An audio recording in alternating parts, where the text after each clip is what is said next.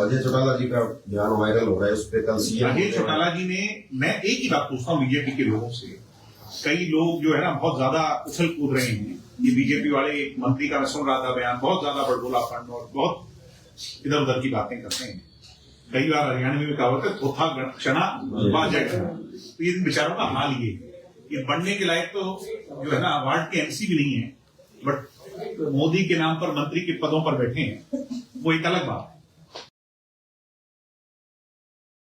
अधिकारियों को बताया तो किस स्तर के कर्मचारी या अधिकारी होंगे इसमें शामिल? नहीं, मैं तो कह रहा हूं कि जब चेयरमैन का नाम आ गया तो चेयरमैन से बड़ा कौन हो सकता है? जो अभी सेक्रेटरी है उन्होंने रिजल्ट रिकॉल किया ही क्यों? और चेयरमैन ने अगर रिजल्ट उनके ऑफिस में आ गया था तो उसको जारी करने की इजाजत क्यों नहीं दी? यानी नीचे से लेकर ऊपर तक इसमें बहुत बड़ी बड़ी मछलियां इन्वॉल्व हैं। इसकी जब तक जांच नहीं होगी पूरे मामले का, जो है ना दूध का दूध और पानी का पानी नहीं हो पाएगा। मेरा कहना यही है कि बजाय कि मेरे और आप जैसे लोग इसको खुरेदने का काम करें, ये जिम्मेवारी सरकार की। अगर ये नौबत आई तो हम हाई कोर्ट के अंदर जाकर के पीआईएल फाइल करेंगे। जननायक जनता पार्टी की तरफ से पीआईएल फाइल होगी। अगर सरकार जांच नहीं करती तो फिर हाई कोर्ट में जाकर के इस पूरे मामले की जांच करवाने के लिए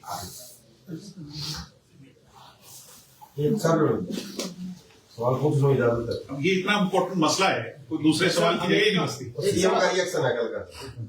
अमेरिका का एक अखबार है, उसमें छपा है आरएसएस और बीजेपी को लेकर के उन्होंने शिक्षण संस्थान जितने भी है उनके कब्जा कर लिया है। तो क्या ये जांच हो पाएगी? आज जो एक्सपेक्ट का मामला उठाया है, क्या ये उसका एक सही एग्जाम्पल नहीं है जिस खबर की आप बात कर रहे हैं? जो लूट मची हुई है, जो कह रहे हैं बिना खर्ची और पर्ची। मेरा पहला सवाल ये है कि इससे बड़ा भ्रष्टाचार का मामला, इससे बड़ा गोरख धंधा क्या हो सकता है? दिग्विजय जी, 11 साल बाद हुड्डा सहित 37 लोगों पे आरोप दाखिल हुए हैं से भूमि घोटाले, उसको क्या कहूँगा? चलो देर आए दुरुस्त आए। अब हुड्डा जी ने भी जो फसलें बोई हैं काटनी तो नहीं पड़ेगी। हुड्डा जी ने जो पाप किए हैं, गुनाह किए हैं, अब वो काटने उन्हें ही पड़ेंगे।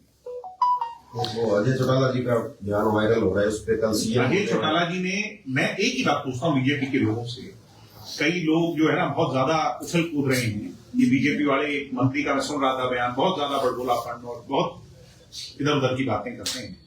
कई बार हरियाणा में कहावत है थोथा क्षणा बाजा, तो ये बेचारों का हाल ये बनने के लायक तो जो है ना अवार्ड के एमसी भी नहीं है, बट मोदी के नाम पर मंत्री के पदों पर बैठे हैं, वो एक अलग बात है। तो मेरा कहना ये है, मैं एक सवाल पूछता हूं बीजेपी के लोगों से, खुला सवाल है मेरा। जब 19 महीने इमरजेंसी लगी और इमरजेंसी को काला अध्याय बनाकर उसे शोक मनाती है उस पर बीजेपी हर साल, और उसका हीरो दिखाती है अपने आप। मेरा सवाल है बीजेपी की लीडरशिप से, मुख्यमंत्री से सवाल है, मुख्यमंत्री जी, आपकी पार्टी के हुक्मरान में, आपकी पार्टी की लीडरशिप ने उस समय इंदिरा गांधी को फूल देकर सत्ता ली थी?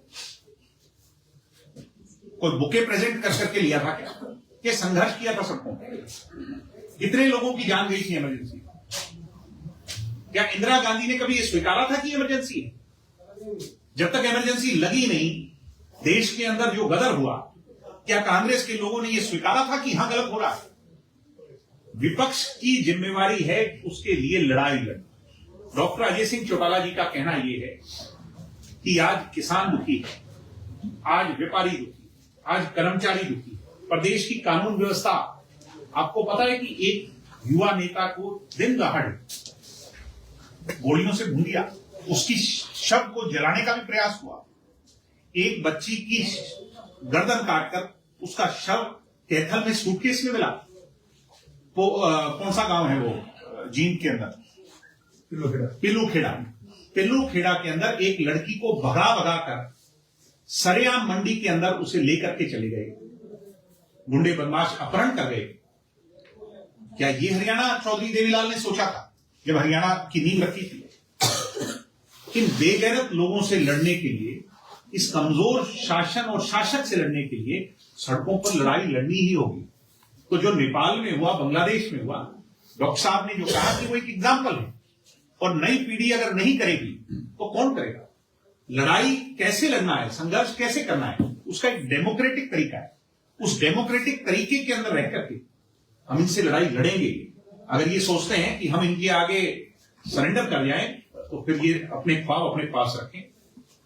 हम जनहित के मुद्दों पर, जन विरोधी नीतियों के खिलाफ प्रत्येक पल लड़ाई लड़ेंगे। हम चुनाव के बाद पहले दिन से लेकर के आज जननायक जनता पार्टी विपक्ष की भूमिका में, इस बात को भी आपको स्वीकारना होगा और मीडिया को इस बात को अप्रिशिएट करना चाहिए कि जिस पार्टी का शायद एक भी विधायक ना हो, वो 37 वाली पार्टी से ज्यादा काम कर रही है, क्योंकि हम जनता के बीच में रहने वाले। दिग्विजय, क्या लगता है इस बयान के बाद जिस तरह के हालात हुए पड़ोसी देशों में, उसको लेकर भारतीय जनता पार्टी के लोग डर गए हैं? निश्चित तौर पर ये तो बहुत कमजोर लोग हैं, इसमें तो कोई कहने की बात नहीं। इनको डर लगता है। अभी तो डॉक्टर साहब ने यही तो कहा है कि अगर ये ऐसे ही चलते रहे तो ऐसे हालात भी पैदा हो सकते हैं। अगर सड़कों पर इसी तरह मर्डर, डकैती, लूटपाट होती रही तो प्रदेश की अस्मिता को बचाने के लिए प्रदेश का युवा लड़ाई लड़ेगा। तो ये इतना जल्दी क्यों डर रहे? मैंने कहा तो सही, ये थोथा चना बाजेगा ना, बातें बातें हैं, इनके पास और कुछ नहीं है। कोई इनके खिलाफ बोलता है तो उनके घरों को सील कर दिया जाता है, उनके कामों को बंद कर दिया जाता है। ये घोषित इमरजेंसी नहीं है तो क्या है? जो इनके खिलाफ बोलता है उस पर कार्रवाई हो जाती है। इसलिए इनसे लड़ाई, संघर्ष जो है ना, उससे उस रास्ते पर चलकर, चौधरी देवीलाल जी जो दिखा करके गए, उस रास्ते पर चलकर लड़नी ही पड़ेगी। युवाओं की बात हो रही है, क्या इनसो और आप मिलकर यदि इस तरीके का माहौल क्रिएट होता है तो क्या आप अगुवाई करेंगे इसकी? किस चीज की? अभी तो हम लड़ ही तो रहे हैं। ये एस्टेट का मामला मैं बता रहा हूं, ये इनसो और ये हमारी युवा इकाई का अध्यक्ष, ये लड़ी तो रहे हैं। क्या कोई कांग्रेस 37 विधायक का हकदार पार्टी है? आपने एक भी बयान सुना भूपेंद्र सिंह हुड्डा का एस्टेट के बारे में? क्या आपने एक भी बयान सुना? 2 एमएलए जिस पार्टी के हैं उसका इस मामले में डर लगता है उन लोगों को, वो लोग घबराते हैं। उन लोगों पर मुकदमे दायर हैं। ये 2 एमएलए वाली पार्टी पर भी अभी मुकदमे दायर हैं और जेलें काटी नहीं है उनने। पता है, उनको डर लगता है कि जिस दिन जेल में जाना पड़ गया तो फिर क्या हश्र होगा। संघर्ष वही कर सकता है जिसके खून में हो। दिग्विजय, आप जांच की मांग कर रहे हैं चैट को लेकर, क्या लगता है कि तमाम मुद्दों पर चुप्पी साधने वाले को जांच करवा पाए? मैं कह रहा हूं अगर नहीं करेंगे तो फिर हम हाई कोर्ट जाएंगे। अगर उन्हें इस बात का इतना घमंड है, अहंकार है और वो इतने नेग्लिजिबल सरकार है तो फिर हमारे पास कोई दूसरा रास्ता नहीं है। हमें और आपको सबको मिलकर के हाईकोर्ट का दरवाजा खटखटाना पड़ेगा। पंचकुला में धरने पे बैठे हैं छात्र छात्राएं, आपकी बात HCSC वाले मामले में दुष्यंत जी ने बयान जारी किया हम उनके साथ। हर्ष शिकारा को लेकर के क्या कहेंगे? उनका घर सील कर दिया। मैंने कहा समर्थन भी किया। मैंने कहा नहीं, मैंने किसी का समर्थन या मैं किसी के विरोध में नहीं हूं। मैं तथ्यों की बात करता हूं।